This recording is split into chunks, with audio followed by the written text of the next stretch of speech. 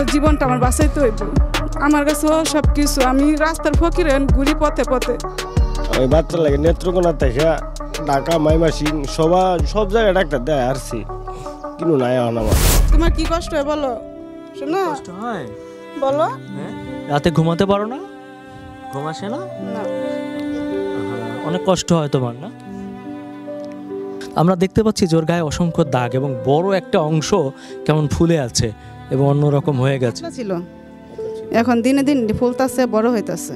কত বছর বয়স থেকে এটা জন্ম নিয়ে আসছি মার গর্ভে থেকে। তখন ছোট ছিল, পাতলা ছিল, এখন দিনে দিনই ফুলতাছে। এই যে গায়ে যে আরো অসংখ্য দাগ দেখতে পাচ্ছি, গামাসির মতন ছিল, এখন দিনে দিন ওই একটু হালকা হালকা বড় হয়েছে। আর পিছনে লাগাটা এটা বেশি অঙ্কে ফুলে যাইতাছে, দৈনিক ফুলে। এতে সমস্যা কি কি হচ্ছে আপনার? সমস্যা এই যে চুলকায়, নিজের হাতে চুলকায়, নিজের শরীর থেকে মাংস রক্ত বের করে ফেলে। আমি যখন কাছে না থাকি তখন এগুলা করে সে।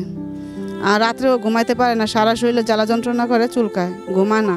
নিচে জায়গায় ফুলে গেছে, এগুলা টিউমারের মতন বোঝা যাইতেছে। এই যে চোখের নিচে নতুন করে এটা জন্ম নিতেছে আবার। ওকে কি ডাক্তার দেখিয়েছিলেন? জি জি, ঢাকা মেডিকেলে যে পিজিতে দেখাইতেছে ওর 8 মাস থেকে। ডাক্তার কি বলছে? ডাক্তাররা বলছে গত বছর লেগে গেছি, তারা বলতেছে যে আমরা চার্জার নিলে জ্ঞান ফিরাতে পারবো না। আচ্ছা দেখা যাক অন্য কোনো ডাক্তাররা কি কোনো মেডিসিন দিতে পারে নাকি, তোমরা সময় করে নিয়ে নিয়ে চলে আসবা। তখন আমরা যাই, ওইটি খালি বলে, কোনো চিকিৎসা কোনো ট্রিটমেন্ট দেয় না। আচ্ছা ডাক্তার কি এটা বলছে যে এটা অপারেশন করে ফেলে দেওয়া যাবে কিনা, এরকম কিছু আছে? বাহিরের ডাক্তার হলে পারবে তারা, কিন্তু হ্যাঁ বাংলাদেশের ডাক্তার নিলে তারা জ্ঞান ফেরাতে অনেক ঝুঁকিপূর্ণ, তাই জন্য তারা নিতেছে না। আচ্ছা বাইরে মানে দেশের বাইরে ট্রিটমেন্ট করতে হবে, তাহলে হয়তো এটা কেটে ফেলতে পারবে এবং অসুস্থ হয়ে যাবে। হ্যাঁ, একজন চার্জারি ডাক্তার বলছে যে এটা তো বড় অঙ্কে ফুলে গেছে, তো আমরা এখন কি করতে পারি, ওই জায়গায় নিয়ে যাও, এই 105-এ নিয়ে যাও, ওরা বলতে পারবে যে কি করা যায়। কিন্তু বেশিরভাগ সম্ভাবনা ওরা দেশের বাইরে নিলেই খুব ভালো হয়। তাহলে বাচ্চার কষ্ট হয়, সারা রাত ঘুমাতে পারে না, আপনাদেরও কষ্ট হয়? ওর তো কষ্ট না, কষ্ট তো সবারই। আমার একটা ছেলে প্রাইমারিতে পড়তো, ওরে পড়াশোনা বাদ দিছি, ঘুমাইতে পারে না, কোনো স্কুলে পড়া যাইতে পারে না, ওরা নিয়ে সবসময় খেলাধুলা করার লাগে, সময় দেওয়া লাগে। একটা মেয়ে ওরা স্কুলে মহিলা মাদ্রাসায় ভর্তি করছে, ওরে পড়ায় না।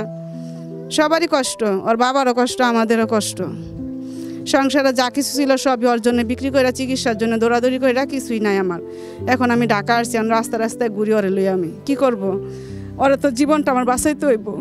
আমার কাছে সব কিছু, আমি রাস্তার ফকির ঘুরি পথে পথে। যদি কেউ আমার মেয়েটাকে ভালো করে দিতে পারে, তাহলে আমি ওর কাছে আমি হাজার হাজার আমি দোয়া করবো ওর জন্য। আমি খুব কষ্টে আছি বাচ্চাটারে নিয়ে। কেউ যদি এরকম আমার সহযোগিতা করতো, আমি সারা জীবন তার জন্য আমি দোয়া করতাম, আমার মন প্রাণ খুলে। কেউ আপনারা আমার জন্য একটু দোয়া করেন, আমার বাচ্চাটার জন্য যাতে ভালো হয়ে যায়। আমার চামড়াগুলো তুলে দাও মা, আমার এগুলো তুলে দাও। আল্লাহ আমার এত কষ্ট দিয়েছে, আল্লাহ আমার এত কষ্ট দিয়েছে কে মা।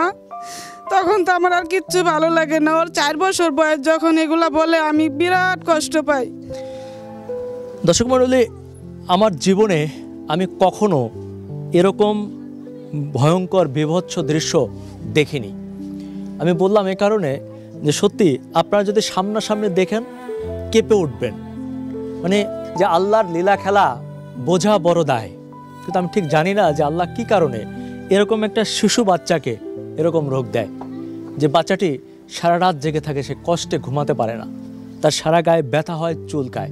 এই একটি বাচ্চার জন্য পুরো পরিবার পথে নেমেছে, তাদের সর্বস্ব বিক্রি করে দিয়েছে। তারপরও মায়ের মন তো মানে না।